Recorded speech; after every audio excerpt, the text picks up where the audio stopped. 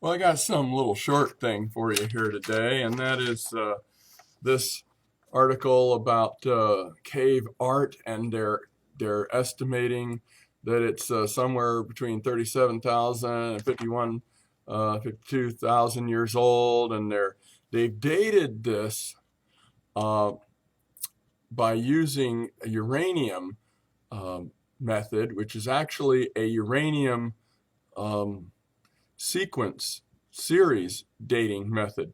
Uranium element number 92 goes through a bunch of different changes and becomes a bunch of different elements on its way from being element number 92 to being element number 82, lead.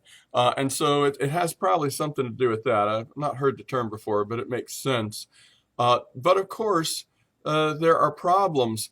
They use the underneath the cave drawing substance and above it, which evidently some sort of a patina, glaze, cave glaze, deposits get on top of something after a long enough time. They could use the thickness of the glaze itself to date it, but no, they prefer the radiometrics because that always gives them the ages they want. By the way, they searched for over 100 years before they found any methods after Darwin's and Lyell's estimations of the age of the Earth to justify that. And now they finally have it, and they've been harping on that ever since. And look at this other thing that bothers me.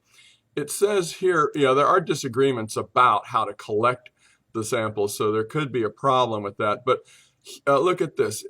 Humans could have done it rather than Neanderthals. Again, this persistent, constant, digging their heels in, just refusal to admit that Neanderthals are humans, that lots of humans, people today, have Neanderthal DNA. Even the evolutionists came up with the idea that red hair, first that drop out of the other colors in a semi decolorization, albinism sort of a trait, deletion of genetic information and hair color occurred in the Neanderthals. Every red-haired person and everyone that we found Neanderthal genes in is an indictment that Neanderthals are not Homo neanderthalensis, they're Homo sapiens neanderthalensis, and extant people today are the variety Homo sapiens sapiens. It's just an extinct tribe of humans.